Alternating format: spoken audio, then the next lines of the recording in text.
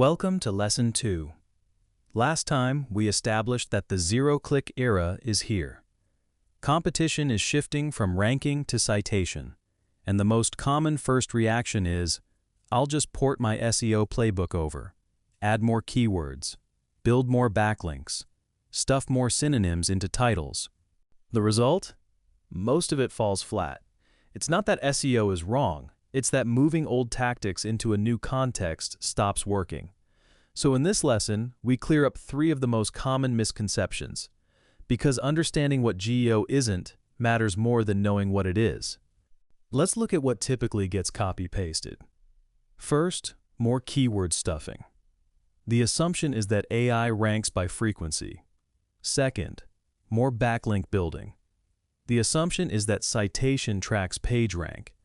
Third, more synonym stacking in titles. The assumption is that AI matches strings, but none of these map onto how generative AI actually decides what to cite.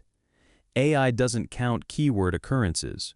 It doesn't measure link authority the way search does. It reads for meaning and extracts passages. The old tactics aren't wrong. They're just solving the wrong problem. Misconception 1. AI is just an advanced search engine. This is the most common and the most harmful. How does a search engine work? It receives keywords. It matches documents. It returns a list of links. You click, you read, you decide. Generative AI is completely different. It understands your intent. It pulls information from multiple sources. Then it generates an answer directly. It doesn't return a list. It speaks. So what does this mean in practice? AI isn't mainly looking at how many times you repeated a word. What it actually cares about is whether there's a passage on your page it can lift out and restate as part of an answer. Your real competitor is no longer the link ranking above you. It's the passage AI chose to cite. And that passage might come from a site you've never even heard of. Misconception 2. If the content is good enough, AI will naturally cite it. Good content is necessary, but necessary is not sufficient. For AI to cite you, it first has to be able to see you. If you've accidentally blocked AI crawlers in your robots file, if your core content is buried behind JavaScript-only rendering, if your page structure makes it hard for AI to extract anything useful, then even the best content is invisible. It's like writing a great book and locking it in a room with no windows. Technical visibility is the prerequisite for everything else. Misconception 3. Mentioning your brand more often is doing GEO. This is SEO keyword logic, transplanted mechanically into GEO. But stuffing your brand name doesn't help. It actually hurts. It lowers your information density. And AI is more likely to classify that kind of content as low-quality marketing copy. So what actually works? Not raising the frequency of your brand name. Instead, placing your brand in substantively valuable context. For example, being cited as a data source.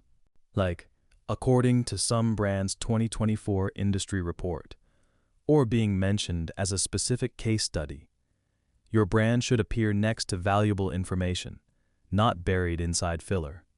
With the misconceptions cleared, let's look at how generative engines actually produce answers. Have you noticed this?